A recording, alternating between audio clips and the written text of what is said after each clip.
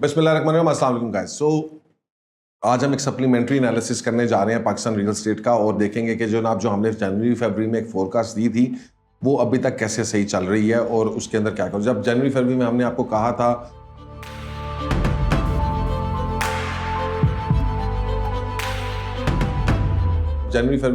कहा था कि पाकिस्तान की मार्केट के अंदर प्लॉट्स के अंदर जो है वो कमी होगी और ये जो एफबीआर रेट्स हैं they are going to impact जो है वो हमारे रियल एस्टेट प्राइसेस को। तो अभी अगर आप देखें तो डीएचए की लाहौर की मार्केट जो है वो टोटली जो है वो डिप डाउन है। अच्छा, इसी तरह से बात करूं डीएचए मुल्तान की,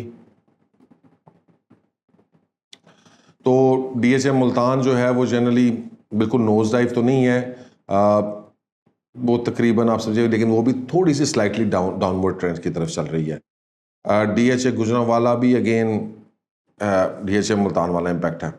लेकिन डीएचए लाहौर में इस वक्त हालात ये हैं कि सेलर्स ज़्यादा हैं और बायर्स कम हैं और बहुत सारे लोग सवाल मुख्तलिफ तरह के पूछ रहे हैं कि फेस 10 की फ़ाइल लेनी चाहिए नहीं लेनी चाहिए।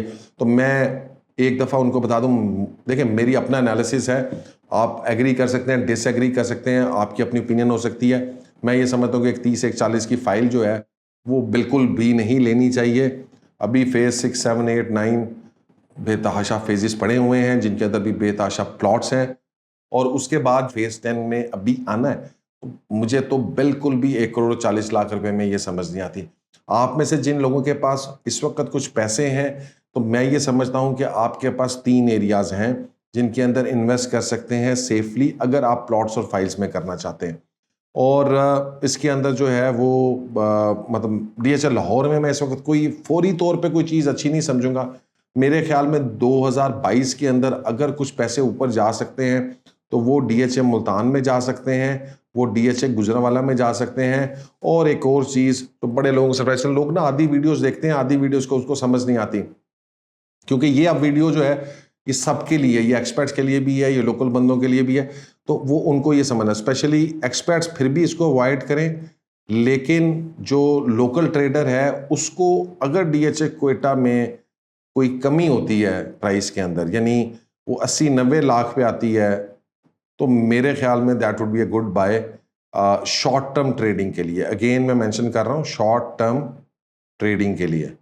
अब अगर ये नहीं आती है, पॉसिबिलिटी हो सकती है ना है, ये 1 से 1, 10 से 1, 15 के बीच में फिरती रहे, तो मैं इंटरेस्ट नहीं लूँगा। जिस तरह मैंने अपनी पूरी एक वीडियो में डिटेल में बताया कि मुझे इसके बारे में अभी भी डाउट्स हैं और मैं ये समझता हूँ कि जनाब यहाँ पर जो प्राइस है ये ज़रा हाइप्ड अप है और बिल्कुल इसको जो है मैनेज भी किया गया और थोड़ी सी मैनिपुलेशन भी इसके अंदर शामिल है, इसलिए मैं इसको थोड़ा सा अवॉइड करूँगा। लेकिन 80-90 लाख रुपए में आती है तो yes, it starts making sense कि आप उधर फाइल के अंदर ट्रेड कर सकते हैं, बिकॉज इसने एक 40-45 तक का हाई आपको दिया है, तो एक मेंटल और सेंटिमेंट है, तो हो सकता है 80-90 से दोबारा एक 25 एक 30 पे जाए। उस पर अगर आप शॉर्ट टर्म ट्रेडर हैं तो आप उसको बेच के अपना एग्जिट प्रॉफिट ले सकते हैं।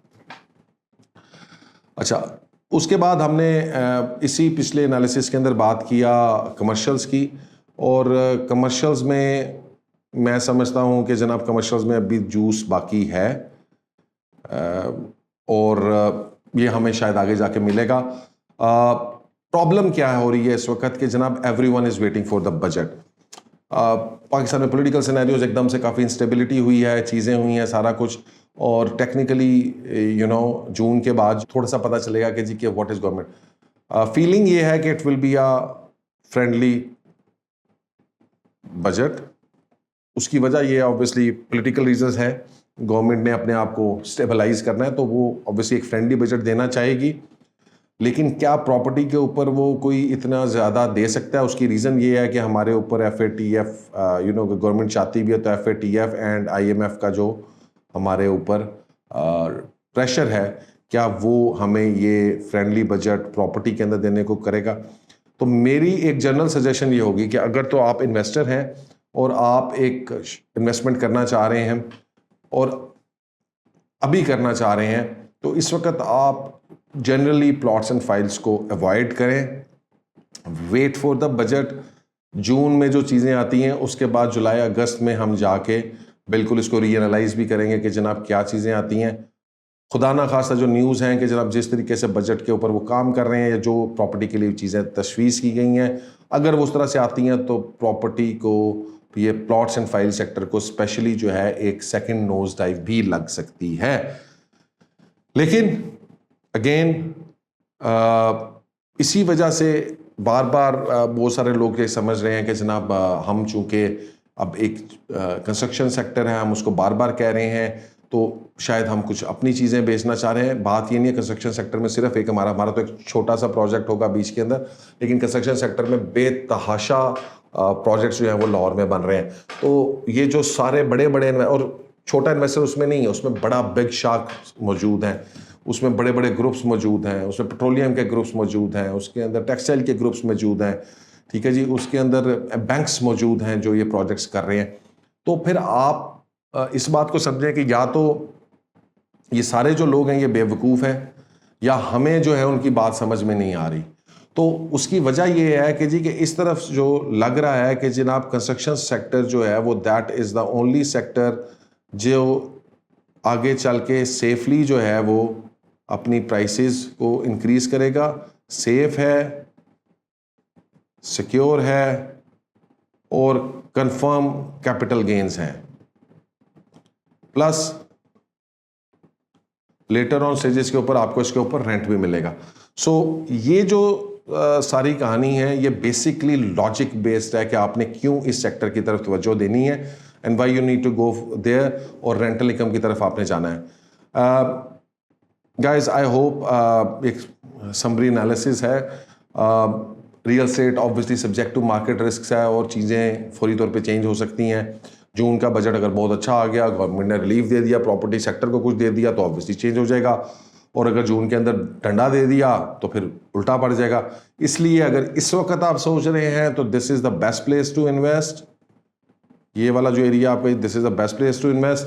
और अगर आप जो है वो जून के बाद प्लान आउट करना चाह रहे हैं तो फिर जून का बजट देख के तो आप प्लान करें और फिर उसके अंदर इन्वेस्ट करें, क्योंकि इस वक्त अगर आप DHL लाहौर में कोई चीज़ ले लेंगे तो 1-2 साल उसके ऊपर कोई गेन नहीं आना, और 1-2 साल का गेन अगर आपको नहीं मिलता तो फिर आपको उसका फ़ायदा नहीं होगा उस तरीके से जिस तरीके से आप चाहते हैं। और आप प्रॉपर्टी के अंदर अगर आप प्रॉफिट के लिए आप इन्वेस्ट नहीं कर रहे हैं तो फिर अगर अपने घर के लिए कर रहे हैं तो फिर तो मेक सेंस कि जी मैंने प्लॉट लेके रखना है, मैंने अपना घर बनाना है। ऑल दो मैं हमेशा ये कहता हूँ कि जी कि प्लॉट तो आप कभी भी ले सकते हैं, आप उसको इन्वेस्टमेंट में रखें, never buy plot for a house, किसी हम रख के उधर प्रॉपर्टी में एडिशन नहीं हो रहा, इन्वेस्टमेंट में प्रॉफिट नहीं हो रहा, लेकिन वो चूँकि घर से रखा है तो उसकी टेंशन नहीं लेनी। So that I think is not the right way of taking things. So guys that is all. If you have any questions please feel free to ask and इंशाल्लाह ताला हम आपको कोशिश करेंगे कि एक अच्छा आंसर दें जिससे आपकी जो है वो तसल्ली हो सके। टेक केयर एंड अल्लाह हाफिज़।